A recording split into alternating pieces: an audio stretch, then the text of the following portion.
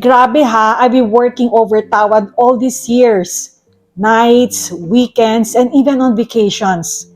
And now I'm finally learning how to slow down.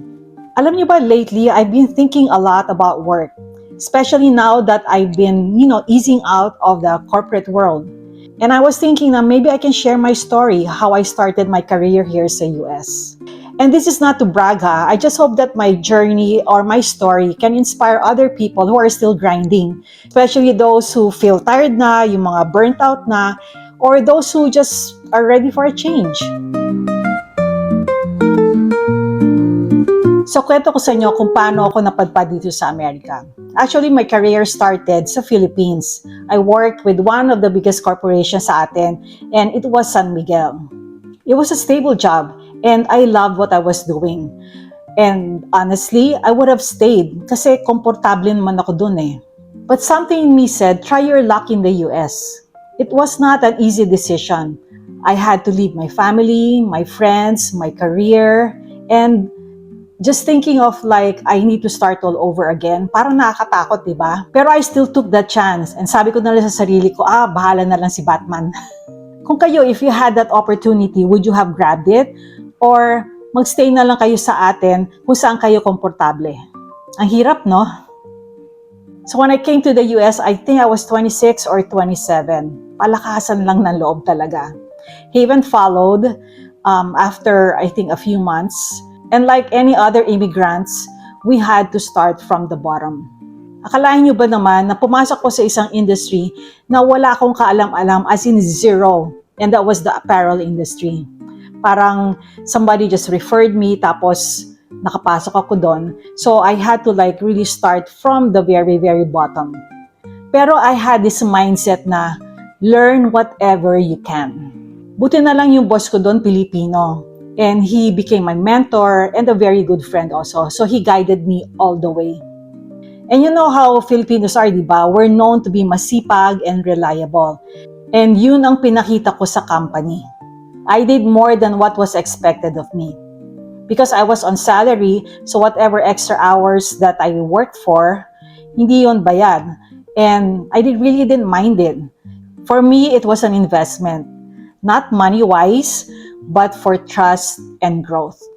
And eventually, nag-ROI siya. I gained their trust, and now they see me or considered me as an asset na. If there's one thing that I can share with the younger generation, is to be visible. Yun na talaga napaka-importante nun. Hindi pwedeng tahimik ka lang sa background. It doesn't necessarily mean naman talaga na kailangang maingay ka. You just have to show your work ethics at saka yung sipag mo sa trabaho mo. Ang experience ko dyan was, I was not a 9-to-5 person. I don't live on the dot na yung pag yung tapos na yung araw mo, maalis ka na. Hindi ako ganun. I stay like at least another 30 minutes or minsan maabot pa nga ng isang oras. And sometimes also on Saturdays, I show up and I work mga maybe 2-3 hours para lang magpakita. Di ba sabi ko nga, you need to be visible. Pero I make sure na when I go to work, andun ang mga boss ko. Parang sasabihin nila, pag nakita nila ko, andyan na naman si Eileen. Di ba? It was partly strategic. Hindi naman sa nagbubuhat ako ng sarili kong bangko, pero I was really hardworking. I worked hard, not just behind the scene, pero makikita mo talaga na present ako parate. Present. Kayo ba sa work, you make sure na napapansin kayo or tahimik lang kayo behind the scenes? O baka pareho tayo na strategy?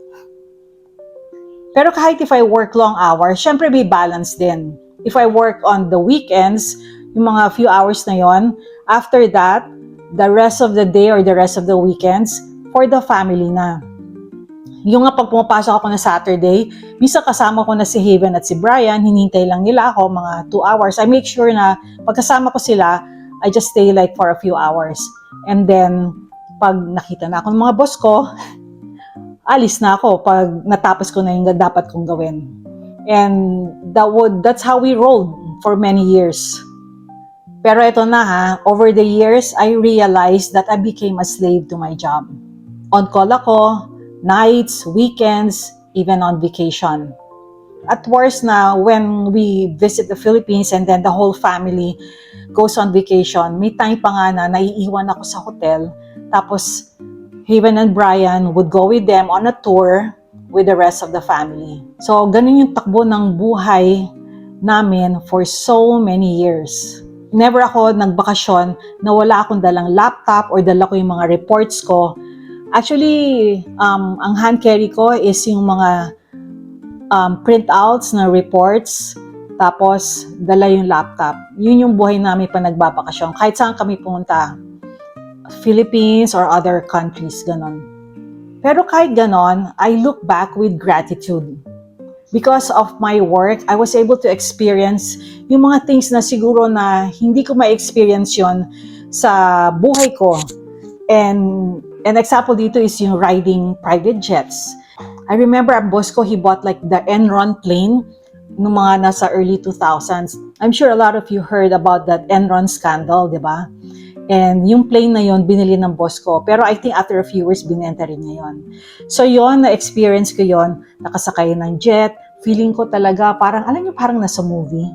So yun yung mga experiences na hindi ko magagawa or hindi ko ma-experience.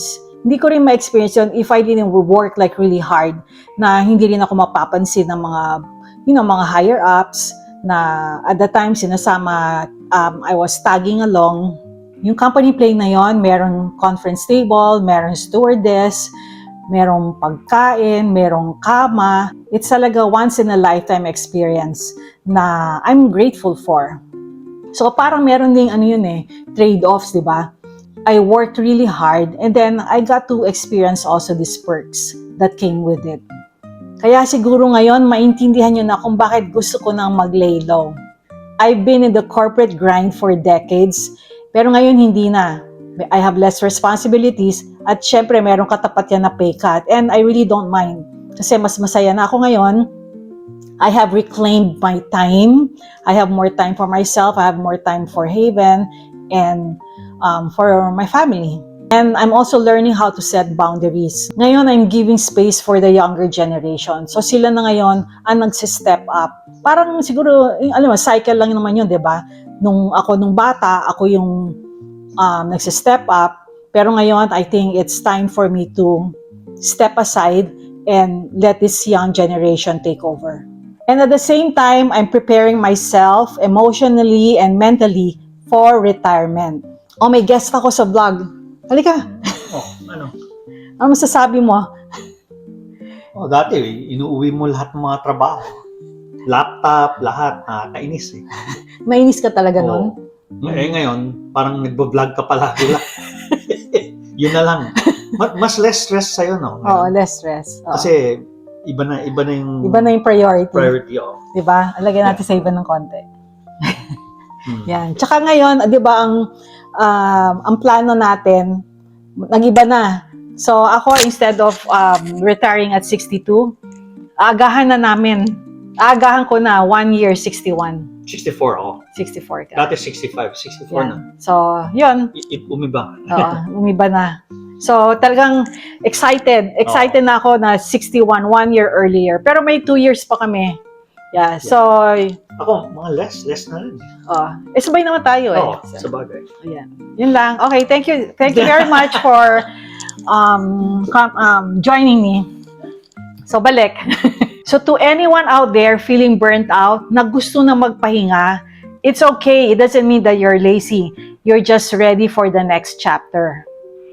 We've worked so hard for so many years, and it's time for us to enjoy the life that we've built. Slowly but surely.